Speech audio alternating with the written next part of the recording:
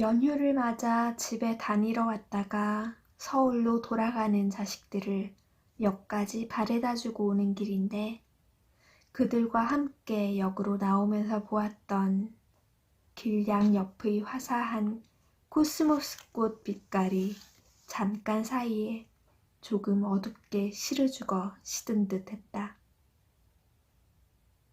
마음 탓일 게다.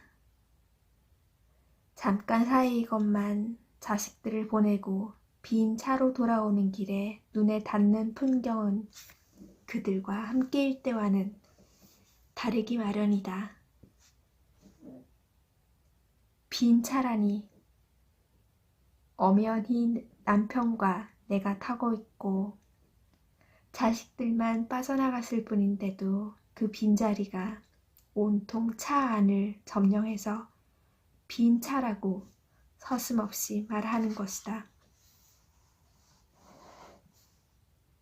오래전 저녁밥을 지으면서 이청준 선생의 눈길이란 소설을 읽다가 소설 속의 어머니가 이른 새벽 먼 길 떠나는 어린 아들을 차부까지 배웅하고 그 길을 되짚어 혼자 돌아오는 길에 그때까지 눈길에 그대로 오목오목 남아있는 어린 아들의 발자국을 보며 눈물 지는 대목에서 나 역시 걷잡을 수 없는 눈물바람을 하느라 밥을 다 태웠던 기억이 불현듯 떠올라 눈시울이 뜨거워지고 가슴이 싸해진다.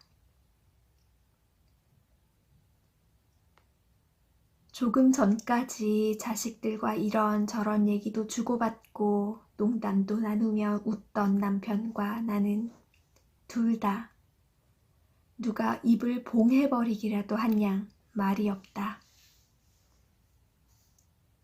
오래 함께 살아온 두 사람 사이의 침묵이란 그리 불편하거나 어색할 일이 아니건만 나는 왠지 대화를 나누어야 할 필요성을 느끼며 가까스로 화제가 될 만한 것을 찾는다. 이젠 정말 가을이 깊어지네요. 그렇군. 궁색하게 입을 뗀 말에 남편이 크게 고개를 끄덕인다. 세월 참 빨라요. 정말 그래. 정신을 차릴 수 없군. 대답하는 그의 표정이 심각하다고 하리만치 진지해서 슬며시 웃음이 나온다.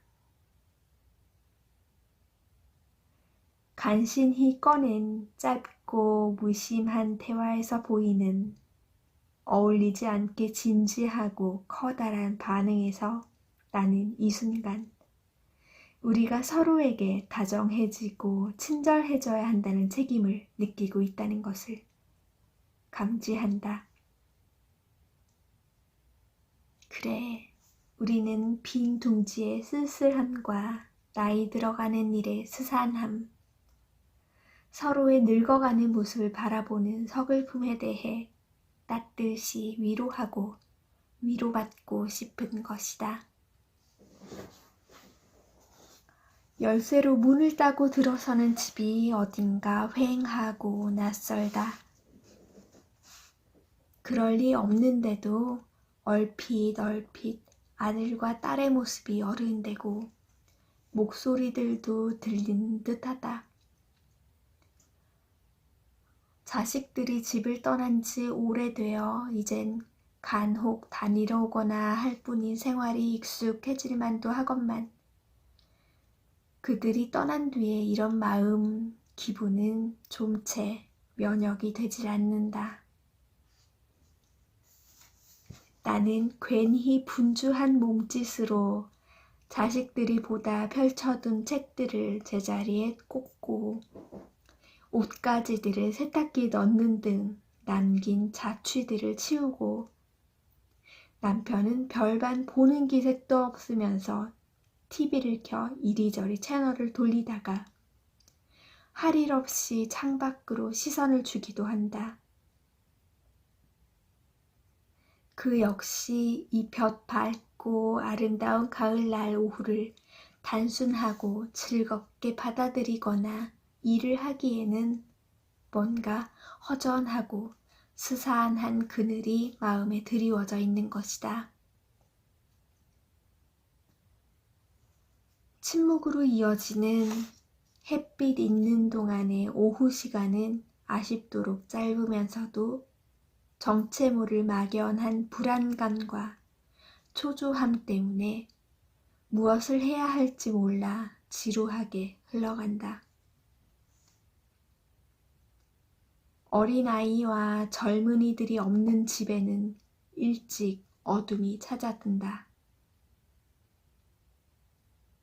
어둠이라는 물리적 현상과 적막감이라는 심리적 상태가 어우러져 빚어내는 빛깔로 집은 깊게 가라앉는다.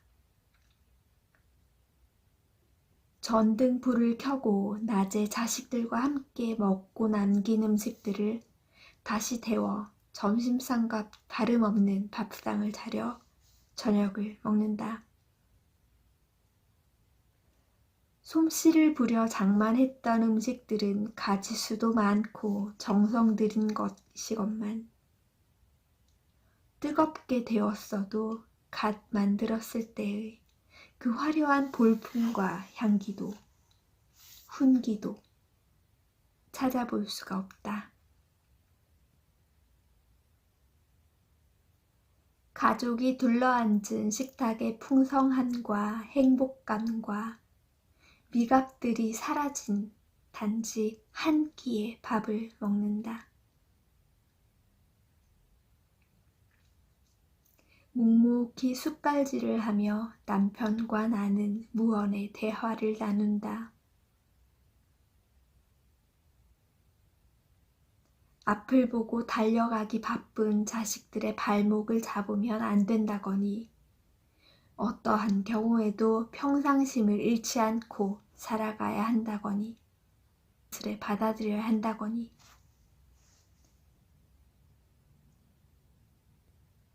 어릴 때 밖에서 마음 상할 일이 있거나 언짢은 일을 당하고 들어오면 어머니가 하시던 즉 한 잔 푹 자고 나면 다 낫는다던 그 말씀은 늙어가는 지금에도 유효하다. 잠이 최상의 명약이다. 전에 없이 일찍 불을 끄고 잠자리에 든다.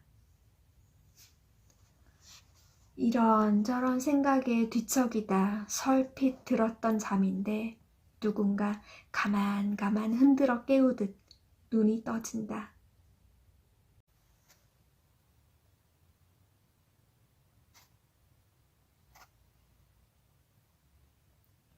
보름 갓 지난 달빛이 방 안 가득 밀려 들어와 있다.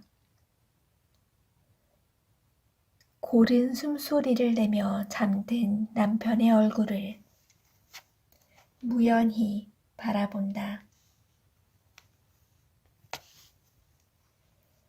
근 30년을 보아온 잠든 얼굴은 깊이 주름지고 무구하고 친숙하고 그래서 가슴 아프다. 청년에서 중년으로 다시 노년으로 접어드는 세월을 함께 아이를 낳고 기르며 애증과 고락을 나누며 살아왔다는 것이 불가해한 신비로 느껴지기도 한다.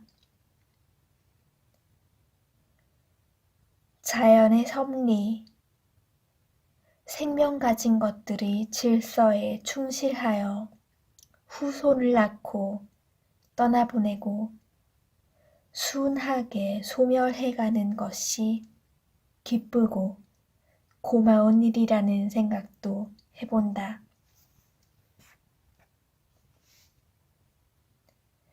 다시 잠들기 어려워 내 방으로 건너와 버릇처럼 놓트며 책 따위를 뒤적이다가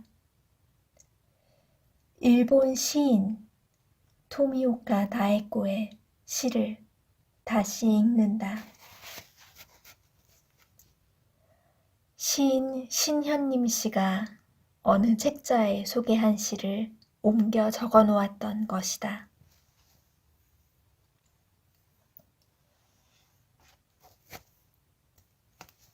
당신이 홍차를 끓이고 나는 빵을 굽겠지요. 그렇게 살아가노라면 때로는 어느 초저녁 붉게 물든 달이 떠오르는 것을 보고서야 그것으로 그뿐 이제 이곳에는 더 오지 않을 걸. 우리들은 덧문을 내리고 문을 걸고 홍차를 끓이고 빵을 굽고 아무튼 당신이 나를 내가 당신을 마당에 묻어줄 날이 있을 거라고 언제나 그렇게 이야기하며 평소처럼 먹을 것을 찾으러 가게 되겠지요. 당신이 아니면 내가, 나를 아니면 당신을 마당에 묻어줄 때가 마침내 있게 되고 남은 한 사람이 홍차를 홀짝홀짝 마시면서 그때야 비로소 이야기는 끝나게 되겠지요. 당신의 자유도 바보들이나 하는 이야기 같은 것이 되겠지요.